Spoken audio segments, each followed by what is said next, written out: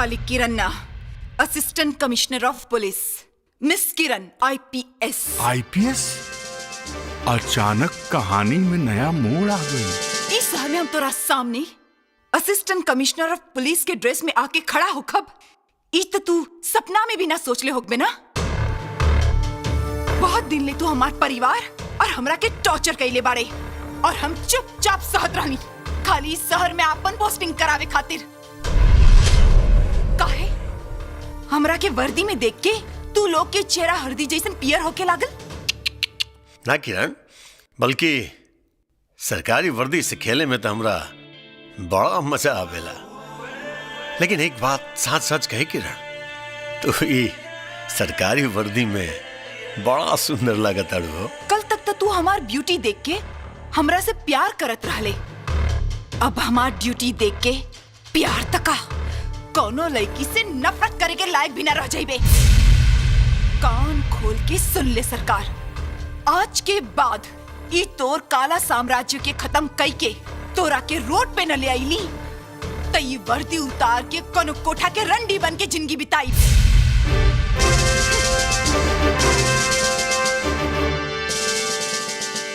एकरा love game में हम लव गुरु से कुक बन गई नी।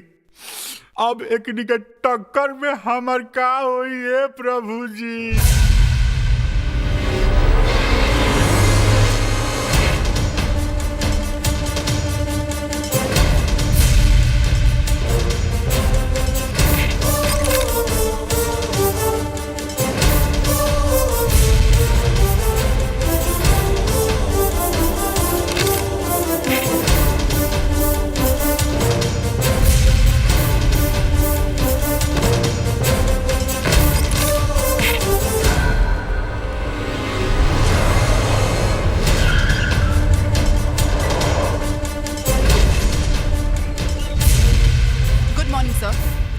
Good morning. तोरा खातिर गुड मॉर्निंग नहीं के बैड मॉर्निंग बा।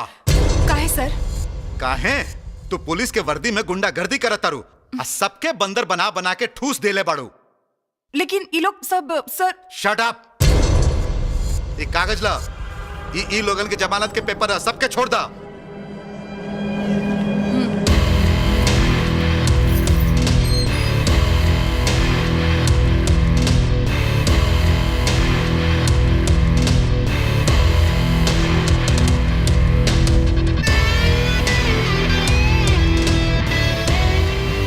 सॉरी सरकार जी, हमार डिपार्टमेंट से जो गलती हो गई बा दोबारा ऐसा गलती ना हो।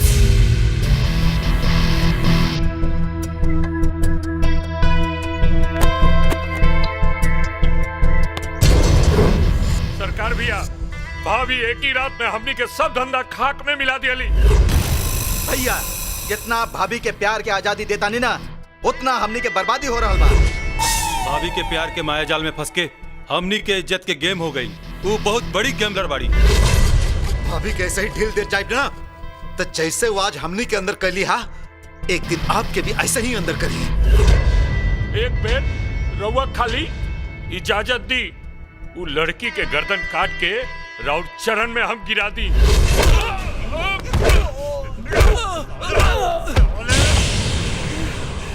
तू लोग हमरा किरण के गर्दन कट पे, अरे हम मर जानो का जानो बसला तू लोगों का जान ले बस साले। अगर किरण ना तो हम ना, और फिर हम ना तक क्या नमक। काल तक तो पागलपन खाली दिमाग में रहे, अब पूरा शरीर में फैल गई बा। बाकी आगे के काम खातिर एसीपी भाभी के बारे में क्या सोचता नहीं भैया जी? जवन हवा चिंगारी के भड़का सकेला, वह हवा चिंगारी के बुझा भी सकेला।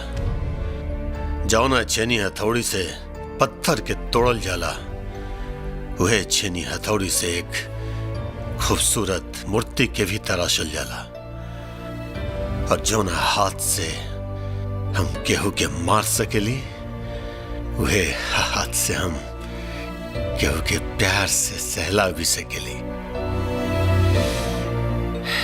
किरण के बारे में क्या करे के बा वो हम करब। गुड मॉर्निंग सर। वेरी गुड मॉर्निंग सर। इतना अर्जेंट में हमरा के काहे खातिर बोलवनी है? ये राज्य के सबसे बड़का आदमी सरकार जी के जान के खतरा बा, उनकर सुरक्षा कईल हमनी के डिपार्टमेंट के फर्ज बा। ते में हम का कर सकेनी सर? तू ही डिपार्टमेंट के एगो जाबाज अधिकारी हो आ डिपार्टमेंट के ई फैसला बा कि उनकर पर्सनल सुरक्षा अधिकारी तोहरे के बने के बा। सॉरी सर, सरकार आपके दिमाग में एगो बड़ा आदमी हो सकेला, लेकिन हमरा दिमाग में वो एगो मुजरिम है और हम एगो मुजरिम के पर्सनल सिक्योरिटी के इंचार्ज ना बन सकीला। देखा ही मुख्यमंत्री के आदेश बा, चुपचाप अपन ड्यूटी निभावा। ओके सर।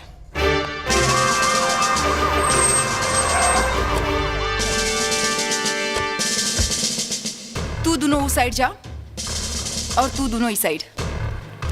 तू लोगन मेन गेट पे रहा और ध्यान दिया, be alert. Welcome welcome ACP Kiran और वुड बी मैसेज ऑफ सरकार। सब लोग मौत से डरेला, बाकी ई साला मौत के स्वागत करता। मिस्टर सरकार, आगे पीछे ऊपर नीचे चारों तरफ सुरक्षा लगा देले बानी। अब आपकी जान के कोनो खतरा ना बा।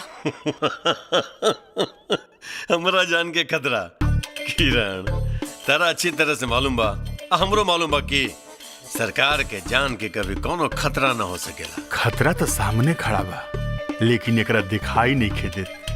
साला आन्हर हो गइल बा। अरे ई लड़की ना बम हिया। लेकिन थैंक्स, हमरा ये जान के खुशी बल्कि हमार जान के हमर जान के चिंता बा। वो कहा ना किरण की जब तो हमरा पास न होवेलू ना तब हमरा दिल के कष्ट, और जब तू दूर होवेलू तो हमरा आदमियन के कष्ट। ऐसे सोचने की सब कष्ट ससुर मिटाइए दिया जाए। ऐसे सिक्योरिटी के बहाने तारा अपना पास बुलवा लेनी। ए हलवा। जी सरकार भैया।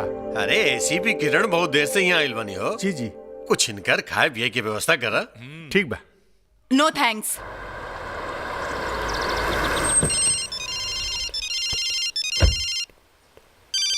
रुक, तू के बाड़े रे?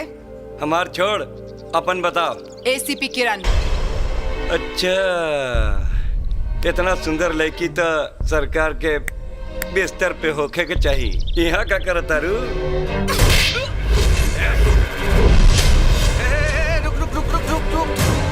अरे रुको किरण।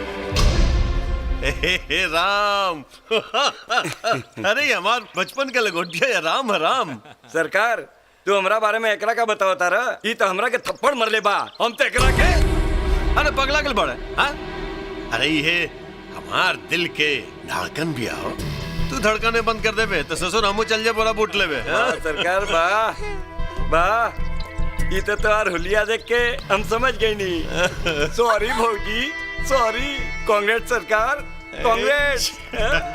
अब तक तो कानून तोरा चौखट पे रहे, अब तो सरकार के बिस्तर पे रही। मुबारक हो मुबारक। अब तो एंजॉय होके के चाहिए। Body dance.